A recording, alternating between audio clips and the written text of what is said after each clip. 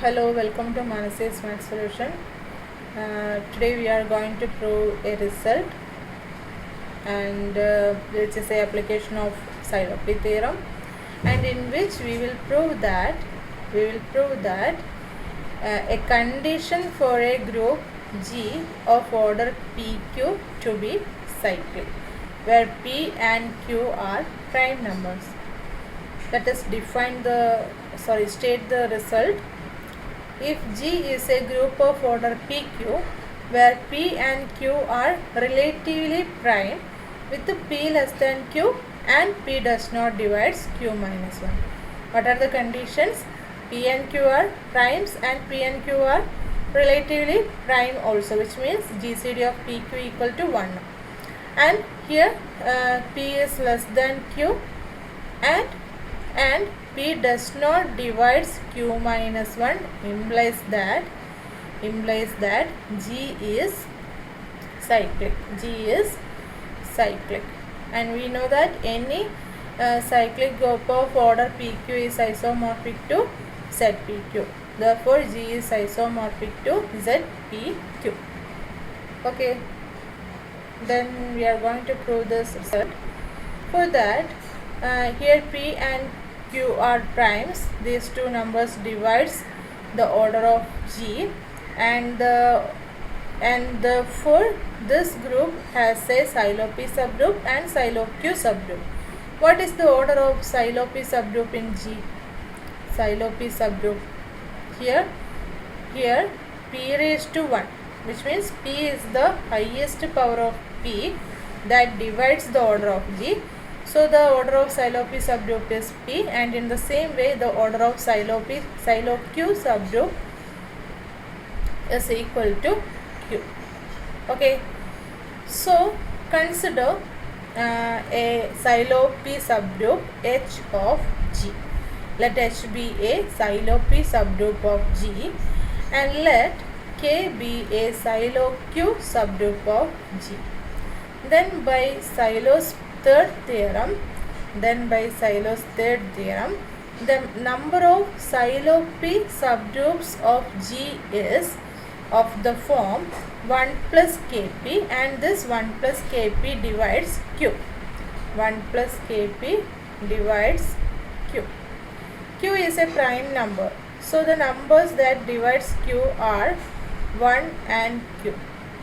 So here 1 plus Kp is equal to 1, either 1 plus Kp is equal to 1 or 1 plus Kp is equal to what? Q. Suppose 1 plus Kp is equal to Q, then this implies that K times P is equal to Q minus 1, and here this is a multiple of P, therefore Q minus 1 is a multiple of P. This implies P, the prime P divides Q minus 1. But by your assumption, we assumed that what?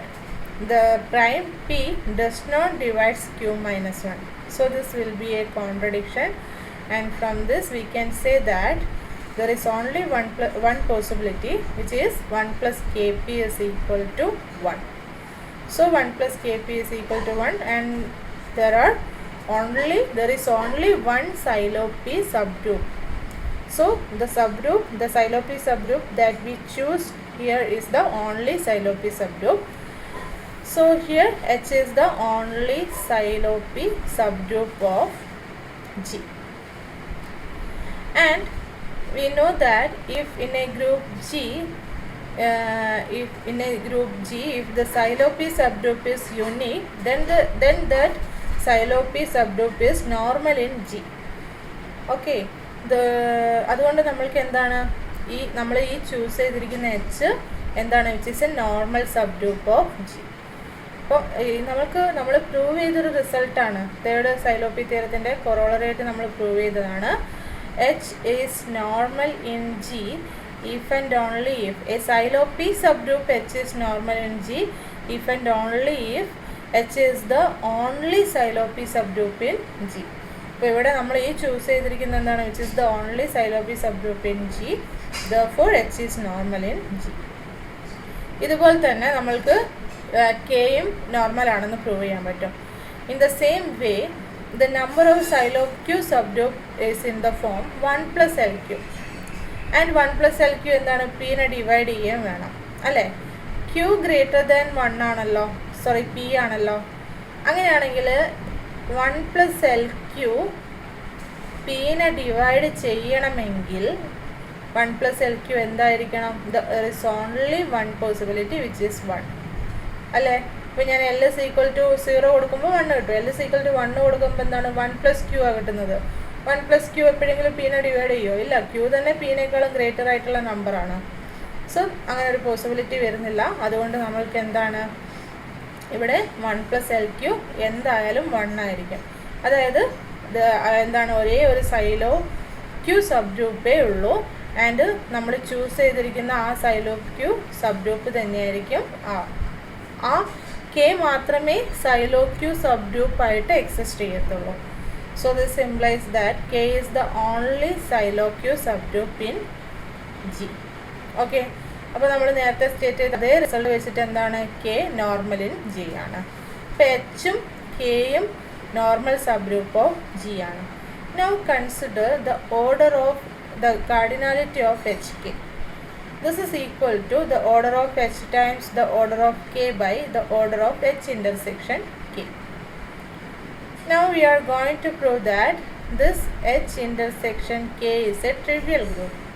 For that, if x belongs to h intersection k, then this implies that x belongs to h and x belongs to ഇവിടെ ഞാൻ എഴുതിയ mistake ഉണ്ട്. x belongs to h and x belongs to k എന്ന് വരും അല്ലേ. അപ്പോൾ x belongs to h ആയതുകൊണ്ട് order of x എന്തിനെ ഡിവൈഡ് ചെയ്യണം? ഓർഡർ ഓഫ് എച്ചിനെ ഡിവൈഡ് ചെയ്യണം. എച്ചിൻ്റെ ഓർഡർ എന്താണ്? p. So order of x p-നെ ഡിവൈഡ് ചെയ്യും. ഇതുപോലെ x belongs to k ആയതുകൊണ്ട് x എന്തിനെ ഡിവൈഡ് ചെയ്യണം? ദ ഓർഡർ ഓഫ് x എന്തിനെ ഡിവൈഡ് ചെയ്യണം? കെയുടെ ഓർഡറിനെ ഡിവൈഡ് ചെയ്യണം. കെയുടെ ഓർഡർ എന്താണ്? q. അപ്പോൾ ഈ ഓർഡർ ഓഫ് x p-ൻ്റെ ഓർഡറിനെയും q-ൻ്റെ ഓർഡറിനെ ഡിവൈഡ് ചെയ്യണം അല്ലേ. ഇപ്പോൾ ബി, അതായത് ഓർഡർ ഓഫ് എക്സ് എന്ന് പറയുന്നത് പിൻ്റെയും ക്യൂവിൻ്റെയും കോമൺ ഡിവൈസറായിട്ട് വരണം. പക്ഷേ ഇവിടെ പി ക്യൂ റിലേറ്റീവ്ലി പ്രൈം ആണെന്നല്ലേ പറഞ്ഞിട്ടുള്ളത്. അപ്പോൾ 1 അല്ലാതെ വേറൊരു ഡിവൈസറും പിനും ക്യൂവിനും എക്സിസ്റ്റ് ചെയ്യില്ല. So G C D of P Q equal to 1 implies that the order of X is equal to 1. അപ്പോൾ 1 ഓർഡർ വരുന്ന എലമെൻ്റ് ഏതാണ്? ഐഡൻറ്റിറ്റി. അപ്പോൾ എന്താണ് നമ്മൾക്ക് എച്ച് ഇൻ്റർസെക്ഷനിൽ ഐഡൻറ്റിറ്റി മാത്രമേ എക്സിസ്റ്റ് ചെയ്യത്തുള്ളൂ. So H intersection K is equal to the trivial group. അതുകൊണ്ട് എച്ച് ഇൻ്റർസെക്ഷൻ കെയുടെ ഓർഡർ എന്താണ്? 1 ആണ്. സോ നമ്മൾ ഈ ഇക്വേഷൻ കൺസിഡർ ചെയ്യുമ്പോൾ order of H K equal to order of H into order of K by 1 എന്ന് വരും. ഓർഡർ ഓഫ് എച്ച് പി ആണ്, ഓർഡർ ഓഫ് കെ ക്യൂ ആണ്. So this is equal to P Q. അപ്പോൾ H കെയിലും P Q elements ഉണ്ട്. അപ്പോൾ which means that G is equal to H K. G is equal to H K. അപ്പോൾ G is equal to H K ആണ്. H normal subgroup of G ആണ്, K normal subgroup of G ആണ്. And H intersection K is equal to singleton ഇയുമാണ്. So ഇതിൽ നിന്നെല്ലാം നമ്മൾക്ക് എന്ത് പറയാൻ പറ്റും? ഇതെല്ലാം കൂടി കമ്പൈൻ ചെയ്യുമ്പോൾ G is equal to H direct product K ആയിരിക്കും. അതായത് എച്ചിൻ്റെയും കെൻ്റെയും ഇൻറ്റേർണൽ ഡയറക്റ്റ് പ്രൊഡക്റ്റ് ആയിട്ട് ജീന് എഴുതാൻ പറ്റും. ആൻഡ് ഓർഡർ ഓഫ് എച്ച് എന്തായിരുന്നു? പി ആയിരുന്നല്ലോ. അപ്പോൾ പി ഓർഡറുള്ള പ്രൈം നമ്പർ ഓർഡർ വരുന്ന എല്ലാ ഗ്രൂപ്പ്സും സൈക്ലിക് ആണ്. ഇപ്പോൾ എച്ച് സൈക്ലിക് ആയി. എച്ച് സൈക്ലിക് ആയതുകൊണ്ട് തന്നെ എച്ച് എന്താണ്? ഇസെഡ് പിന്നോട് ഐസോമോർഫിക് ആയിരിക്കും. കാരണം എച്ചിൻ്റെ ഓർഡർ പി ആണ്. ഇതുപോലെ order of K equal to Q ആണ്. Therefore K is cyclic. And order Q ആയതുകൊണ്ട് സൈക്ലിക്കും ഓർഡർ ക്യൂ ആയതുകൊണ്ട് നമ്മൾക്ക് എന്താണ്? K is isomorphic to Z Q എന്ന് വരും. അപ്പോൾ എച്ച് ഡയറക്റ്റ് സം കെ എന്തിനോട് ഐസോമോർഫിക് ആയിരിക്കും? Z P Z P direct product Z ക്യൂവിനോട് ഐസോമോർഫിക് ആയിട്ട് വരും അല്ലേ. ഇനി G C D of P Q equal to 1 ആയതുകൊണ്ട് നമ്മൾക്ക് എന്താണ്? ഈ ഡയറക്റ്റ് പ്രൊഡക്റ്റ് എന്തിനോട് ഐസോമോർഫിക് ആണ്? ഇസെഡ് പി ക്യൂവിനോട് ഐസോമോർഫിക് ആണ് അല്ലേ. അപ്പോൾ എന്ത് കിട്ടി? H direct product K Z P ക്യൂവിനോട് ഐസോമോർഫിക് ആണ് കിട്ടി. And G is equal to H direct product K ആണ്. അപ്പോൾ G isomorphic to Z P Q എന്നും കിട്ടി, ജി സൈക്ലിക് ആണെന്നും കിട്ടി. ഓക്കെ, അപ്പോൾ ഇവിടെ ജി സൈക്ലിക് ആയത് എന്തുകൊണ്ടാണ്? ഇവിടെ എന്താണ്, എച്ചിൻ്റെ ഓർഡർ പി ആണ്, കെയുടെ ഓർഡർ ക്യൂ ആണ്, ആൻഡ് പിയും ക്യൂവും റിലേറ്റീവ്ലി പ്രൈം ആയതുകൊണ്ട് നമ്മൾക്ക് എന്താണ് ഈ ഡയറക്റ്റ് പ്രൊഡക്റ്റ് എന്താണ്, എച്ച് സൈക്ലിക്കും കെ സൈക്ലിക്കും ഓർഡർ റിലേറ്റീവ്ലി പ്രൈമും ആയതുകൊണ്ട് എച്ച് ഡയറക്റ്റ് പ്രൊഡക്റ്റ് കെ എന്താണ്, സൈക്ലിക്കാണ്. അങ്ങനെ അവിടെ നിന്നും പറയാൻ പറ്റും നമ്മൾക്ക്, അല്ലേ? അല്ലാതെ ഈ ലാസ്റ്റ് എഴുതിയിരിക്കുന്ന സ്റ്റെപ്പ് 4 നമ്മൾക്ക് എന്ത് കിട്ടും? G isomorphic to Z P Q ആണ്, therefore G is cyclic. Okay, എന്ത് വേണമെങ്കിലും പറയാം, ഇതിലേതാണോ അപ്ലൈ ചെയ്യേണ്ടത് അത് നമ്മൾക്ക് അപ്ലൈ ചെയ്തിട്ട് ജി സൈക്ലിക് ആണെന്ന് കിട്ടും. ഓക്കെ, അപ്പോൾ ഈ ഒരു റിസൾട്ട് ഇത്രയേ ഉള്ളൂ.